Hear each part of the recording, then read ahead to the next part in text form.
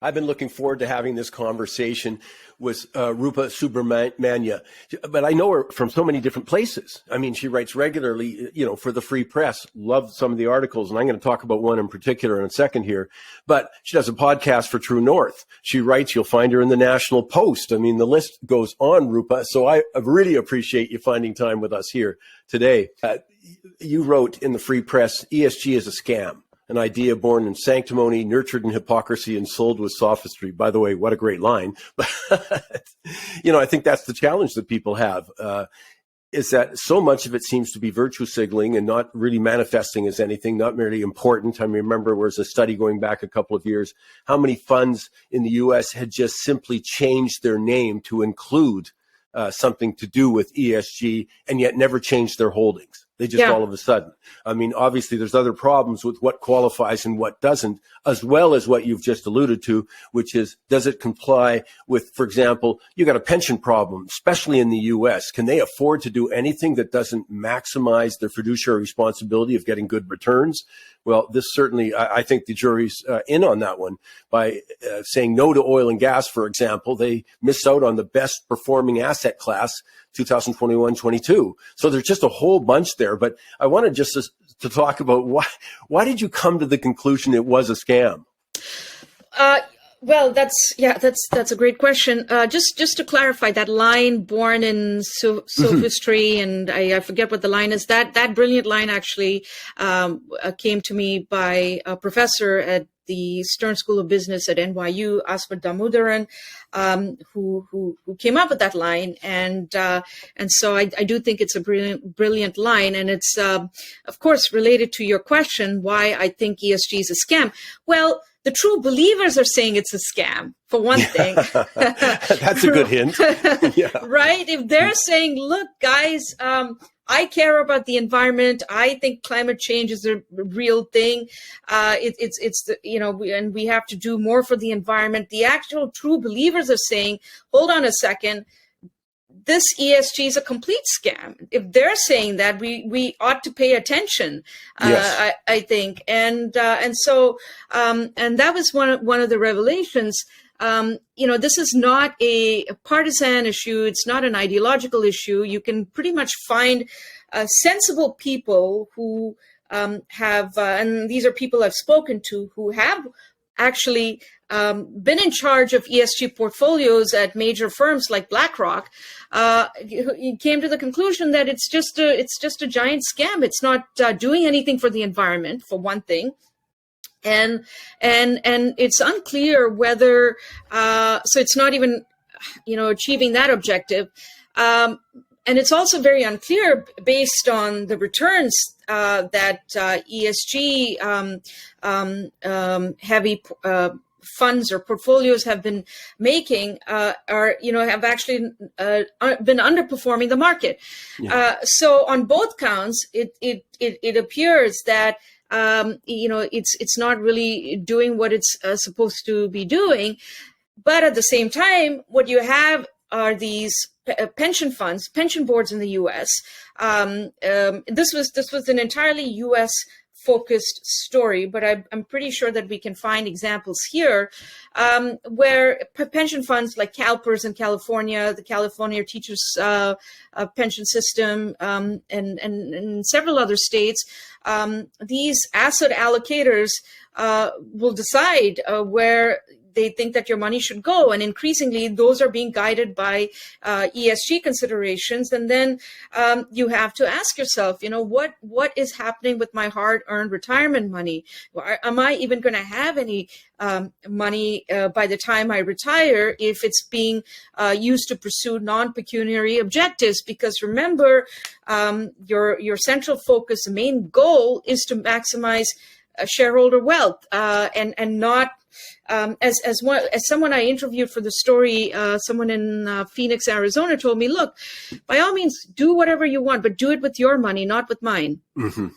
Well, and there's so much there. I mean, one of the things that, I thought it was the greatest marketing gimmick I'd seen in generations was ESG. When you look at how many of these funds adopted it in its name and then didn't change their portfolio whatsoever. Like that was the huge percentage, I think in the 80 to 90% range. It just showed that this is a very smart thing. The best example I had last year, maybe it's my favorite example, is Sam Bankman-Fried, used ESG as a smokescreen. That was actually an essential element of the fraud itself. And I love the cover of New York Magazine that said, had his picture, but said virtue signaling was the scam. In other words, he didn't have to say much more. They didn't have to do any due diligence. He just said, hey, we're kind of ESG friendly. And he admitted as much, by the way. Those were his words, saying all I had to do was say that. And everyone said, let me give you some money. So and I'm just wondering has the tide turned on this as people start looking more critically, let's say, critically. And as I alluded to earlier, boy, you miss out, as several major Canadian pension funds did on the oil and gas sector. Yeah. You missed the best performer in a difficult market. And I think there's a lot more of that to come, but we'll have to see. It's just my own forecast that says, energy companies, oil and gas, natural gas are still going to be prominently scarce, higher prices to come over time. So you'd want that part of your portfolio. Yeah. So I don't know if the tide has, I think, no, let me just think about that. I think the tide is turning a little bit because BlackRock, for example, last fall had to walk back on some of the stuff that they had been saying on ESG. At least it looked like they were walking back. They put out a statement in October because in the US, it's a hot topic. There's been a lot of, there have been many states that have pushed back against these asset allocators, these pension systems, and some attorney generals have filed complaints, and so there's a lot of stuff happening in the U.S. for sure, and I think Florida threatened to keep BlackRock out of its pension system or something like that. Several big states have threatened something similar. So it's a pretty big issue in the US.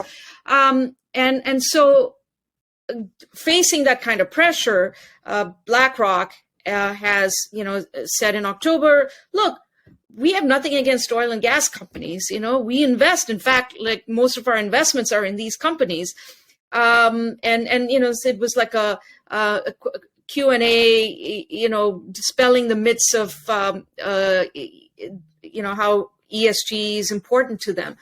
And I believe since my story has been out, there have been a couple of other statements from well-known CEOs saying that, ESG is always going to be at the back of their mind, but they're pursuing other things. Look, here's the thing, right? This is, we're in a global economy right now, which is facing headwinds. There's high inflation, cost of living has gone through the roof, cost of gas is up, everything has become more expensive. And for companies to be focused on things that may have made sense at one point, and oftentimes, here's the thing, we tend to pursue these goals when times are good, because you want to, doing good while you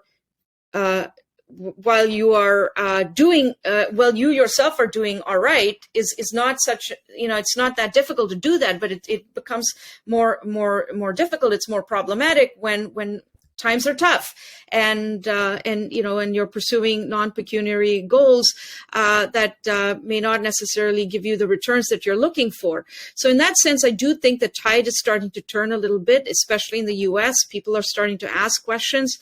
People are starting to, attorney generals are taking action. So I do think that many of these asset managers like BlackRock and Vanguard and State Street have been facing quite a bit of pressure on that front. I think it's also, if I recall, about 44 states have this thing called the Uniform Prudent Investor Act that's just recently been in, but you're not allowed to do social investing. You've got to keep those others. But I think for me, what's been is it's been such a farce. In Europe they include wood pellets are called green energy, but they're coming from clear-cutting Canadian and U.S. forests. I don't think that's what people have in mind. And it's so easy to pick up examples like that. Well, yeah, absolutely. So doing good, here's the problem with doing good, because what you consider to be a good deed may not necessarily be It's a great point. Yeah. interpreted that same way by someone else. So here's a great example of this. So recently, Philip Morris, the tobacco company, donated 500,000 packs of cigarettes to the Ukrainian army. Now think about that for a second, right? Cigarettes, they're harmful for you, and this is, but they're. So from depending on what your perspective is, you're seeing that as a good gesture, wow, they're doing something great here. But then it's cigarettes. So where does how does ESG address this conundrum? I think so. So doing good is it's virtue signaling. It makes you feel good, but at the end of the day, you're still driving around an SUV. You're still, polluting the environment. You're still traveling the world. You're still taking private jets. Larry Fink, CEO of BlackRock. I don't think he flies commercial. I think he probably has a private jet. Many of these people travel that way, but yet tell us that we should save the environment by cutting down on whatever. So there's a fair bit of hypocrisy with the virtue signaling and with this kind of with doing good. And I personally think that these things should be kept out of the world of finance. Mm-hmm. I think we need to get back to the basics of markets and capitalism, which is to make money. And look, if ESG outperforms the market, then by all means, pursue that. Oh, mm-hmm. But I don't think that's happening right now. I think, a lot of, at least in the U.S., pension money is being invested in these investments, and owners of that capital have a right to ask, where exactly is this being invested, and is this in my best interest? Well, it's funny. You mentioned BlackRock and Vanguard. It's so funny to hear them say we don't invest in the U.S. coal industry, and they invest literally billions in a mm-hmm. Chinese company that's name is China Coal Energy Company. Mm-hmm. Mm-hmm. It's just, there's so much there. The other thing's always surprised me though, but you gave a positive example here of the professor who, cares about the climate. That's part of his desire. And so he called ESG a scam. I can't believe how much of the climate agenda is BS, is not measured, no cost benefit analysis of anything. And I've always thought when I point that kind of stuff up, I get a lot of flack. And I'm thinking, I would have thought people who are really concerned about climate change would be leading that. And they're absolutely not. I would have thought climate change advocates would be going, ESG is really a scam. I mean, you mm-hmm. gave us an example of someone who did, but I've just never been able to kind of get to the bottom of why that is. Why they're not leading. Why aren't climate activists leading the charge saying, no, you're not doing anything. This is BS. Get us the result. Well, I think it is starting to happen. So mm-hmm. going back to my example of, when you asked me why this was, why I think this is a scam or a fraud. And I said, well, the true believers are saying that. And I think true. So I did speak to several true believers, including Tariq Fancy. He actually headed BlackRock's ESG division, which was, I believe, specifically created for him. It was a fairly new position, and he was in that job maybe less than a year before he realized that, this is not meeting its goals. And he's someone who passionately cares about the environment. He left the private sector, went back to start his own NGO, and then was then made his way back into the private sector because he felt this was a way he could make a mark, and actually see and actually make a difference to a cause that he very passionately believes in. But he lasted in that position for less than a year, and he realized at that point that this was not this was a giant scam, and so did other people that I've spoken to who have led ESG strategies within their companies, and they say this is no one really knows what this is about, but they're just kind of going along with it because it's the latest fad. Yes. Mm-hmm. And but and they'll move on to something else, whatever replaces ESG, whatever other clever acronym that you can come up with that'll be the catchphrase of the day. So but I do think that dissent is starting to happen. I do think that there is division within the climate change is real, and we have to do something about it. They are starting to question some of these investment strategies, and you're starting to see that criticism play out in the public square. Well, it's thanks to people like yourself who are bringing it to the attention, and I'm desperate to have that brought to the attention because I think there's a lot to unpack around this subject that we only get a chance to touch on it. But let's finish with this and just ask you, do you have hope politically that as long as this is in favor, as long as there's votes behind it, whether it's corporate or whether it's in the straight political sphere, I just think that the road ahead is pretty difficult. But as I'm really happy, by the way, you've made my day by saying we're making progress. Sorry, Mike, what was your question? Well, I'm just, you looking forward there, what needs to be done? Do you think there's another step to take? We're starting to recognize it now, that kind of thing. Yeah, I do think, I think more awareness on ESG, and especially as it concerns people's retirement money, I think more awareness on that front definitely is key. More people are starting to ask questions as a result. People are starting to ask questions of their asset allocators, now, I can only speak to what is happening in the U.S. I'm not quite sure what is happening here, but I hope that more people start to raise these concerns, and that's all one can hope, right? Because yes. Awareness then creates the grounds for some kind of an action moving forward, and ultimately, these are things that. In my opinion, the problem with ESG is that these are things that are being introduced into the private sector, pushed by governments as well, through the back door, as opposed, yes.